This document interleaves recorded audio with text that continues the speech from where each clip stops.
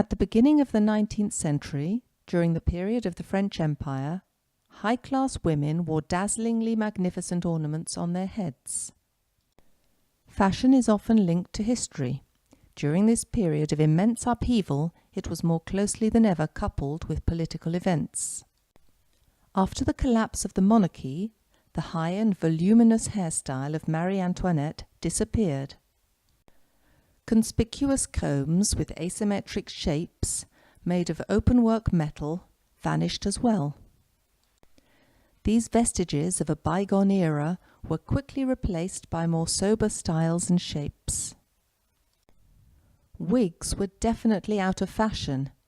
This portrait of Saint-Just, a revolutionary who inspired the Declaration of Human Rights, clearly shows the rupture in the way people dressed and wore their hair.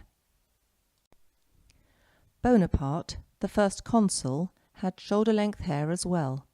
Sometimes he even used a comb to hold his hair up in a bun. Combs for men were adorned with single or triple medallion motifs, often enhanced with cameos, as seen on this gorgeous example.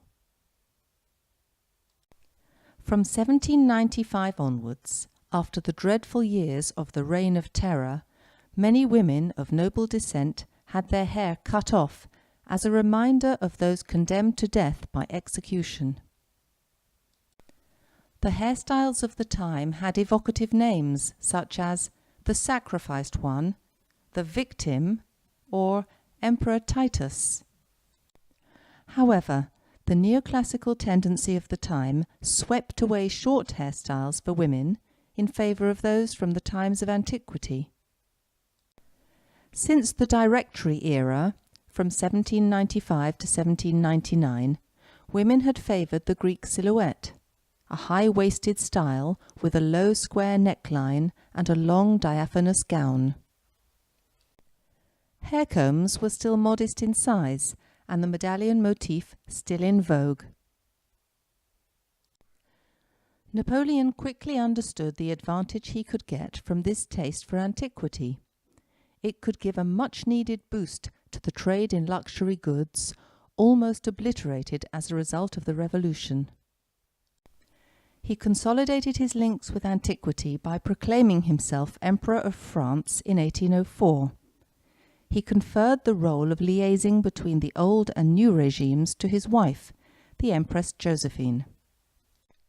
Society became very stylized in a neoclassic and refined way of dress. Hair was parted in the middle, swept back at the sides, and edged with kiss curls. A comb held up a high bun. The French Empire comb appeared in this context. It had a particularly harmonious shape and really splendid decoration. Depending on the direction of its teeth, it could be worn either as a tiara or as a comb. The headpiece generally had several fretted rows, forming an elaborate and refined embellishment. Nobody knows which jeweller designed such a well-balanced comb, nor which illustrious woman wore it for the first time. Its success and desirability, thanks to a most perfect shape, lasted for many decades, well exceeding the Napoleonic era. Any style must be embodied by iconic women in order to spread and continue. Josephine was the icon. As a fashion-conscious woman, she readily wore the clothes of an empress and looked the part. She could give free rein to her expensive tastes, especially in jewellery. As a result, everything centred around her. The court quickly copied her elegant ways. In this portrait, she is seen wearing the kind of comb that every aristocratic woman lusted after. Like Josephine, Madame Récamier, painted here by the Baron Gérard, inspired her contemporaries. She notably spread the neoclassic fashion. As early as the Directory period, her salon became very famous. This portrait, by David, shows how much she loved to furnish her home in the Etruscan style and to dress herself à la grecque. Madame Tallien, another spirited woman, was one of these iconic figures. In fact, it was at her salon that Napoleon and Josephine actually met. In this portrait, she's wearing a comb edged with coral beads. Pauline Bonaparte, one of Napoleon's sisters, was among the most elegant of the royal princesses. Hortense de Beauharnais, born from Josephine's first marriage, shows her perfectly oval face enhanced by a pearly diadem. All the imperial court, emulating these beauties, would wear these tiaras and precious combs. They became indispensable ornaments for the new aristocracy. The sets of stones preserved in museums like Rueil-Malmaison show the real magnificence of these jewels, whether they be citrines or aquamarine stones, displayed here in their original dark blue velvet case, or amethysts. They highlight the comb and give it a more significant status. All the riches of the imperial family appear through these museum pieces. The fashionable empire gowns meant that jewels were gathered on the upper part of the body, putting hair ornaments into greater relief. Sometimes the comb itself was enough, and other jewellery wasn't needed. The favourite comb of the period was decorated with double or triple rows of graded coral beads. It stayed fashionable until Napoleon III. It is worn here by Hortense de Beauharnais, Josephine's daughter, and here it is just peeping up behind a bun, like a crown, and showing off the edges of the coral beads. Classic designs are appreciated as well as more novel patterns. Creative Museum has brought together some particularly remarkable pieces. For example, these dazzling rubies set on the regular ovals of a gilt filigree frame, or these cameos depicting profiles or scenes from antiquity, set into an elaborate lacy background made of worked gilt bronze, remarkable for its harmonious and elegant shape. One can imagine the special effect brought about by candlelight during dinner.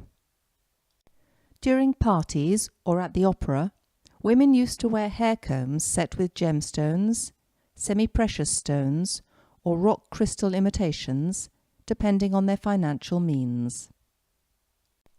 The garland, as well as the flower basket, were prized motifs. Josephine's favourite jeweller was Nitto, whose shop still exists in the Place Vendôme in Paris under the famous name of Chaumet. But, in response to the rising demand, many other jewellers competed with him to design and produce wonderful patterns too. This comb, adorned with blue paste inlaid with gold specks, evokes the Egyptian trend, in vogue since the Napoleonic campaigns.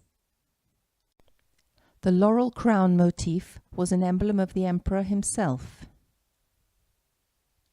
Certain fashion magazines of the time even assigned a specific gemstone to each kind of woman. According to them, pearls are for elegant women who go to balls. Diamonds are for dowagers, emeralds and amethysts for high-class mothers, garnets for young girls, amber for easygoing women, cut steel is for going to the concert hall, jet is for ceremonial days, and rhinestone is for actresses. Ornamental headings and teeth were two interchangeable parts, so these versatile pieces allowed choices of colour to complement the chosen robes for each occasion. Hair ornaments differed, depending on the dress and the moment in the day: morning, afternoon, evening, as well as for official occasions. Some of them, though modest in size, had a striking design, still inspired by themes from antiquity. The ram indeed was a mythological animal, symbolizing power and fertility. In ancient Egypt it was associated with numerous gods. Greek bordering was a common motif in ancient architecture. It is enhanced here by 2 rows of pearls set on a gilt woven background. The ornamental borders evoke the bee, a Napoleonic emblem. These everyday combs have become scarce. Their exquisite beauty testifies to the refinement of French Empire society. Set into 3 medallions, tiny seed pearl grapes, embellished with green enamelled leaves, form an extremely delicate adornment. More elaborate still, strings of tiny seed pearls enrich gilt garland motifs running on a hammered heading. Silversmiths had to work painstakingly to make these different layers of decorative elements. If a smaller comb was suitable for afternoon occasions, evenings needed a diadem and even some flowers, plus a team of helpers to get one ready. Well-known paintings, like this Hortense de Beauharnais portrait by the Baron François Gérard, were useful for gazettes to circulate French fashions. These ornaments could be worn with some imaginativeness, for example, on one side to hold curls up, and to show off the beauty of a spectacular curved mount, as in this model, or of an impressive motif like these 2 dragons rolled up around a garland. On the other hand, the comb could have been worn more discreetly.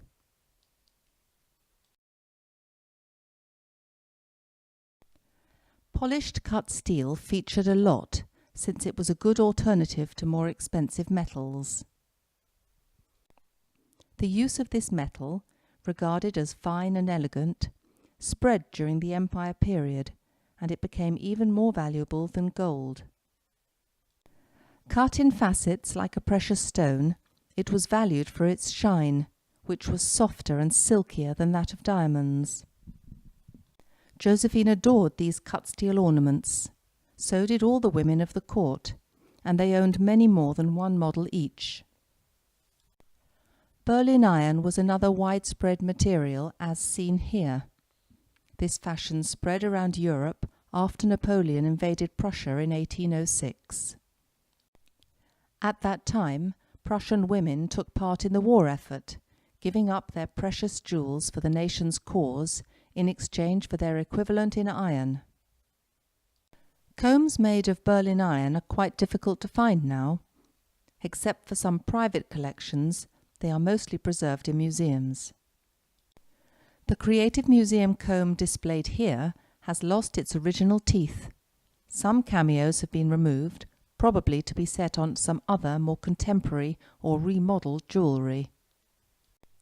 Gilt bronze was the most widespread metal to be used in hair combs, and was highly prized too.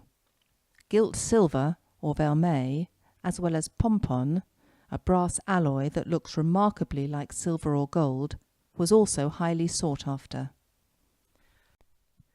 The mix of different tones of gold, like yellow, pink, and grey, could enhance the design of the mount, giving a more refined and precious effect.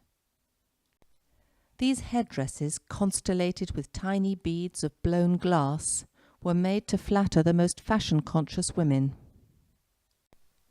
But they definitely contributed to the prestige of imperial society. This society, in all its abundant wealth, wanted to impress foreign kings and queens as well as the European courts. As the critic Roland Barthes said, "Man soon put woman in charge of exhibiting his own richness." These combs carry the splendours and pomp of a historic era with them today. Even though 2 centuries have passed by since they were worn, their aesthetic perfection lends them a timeless beauty.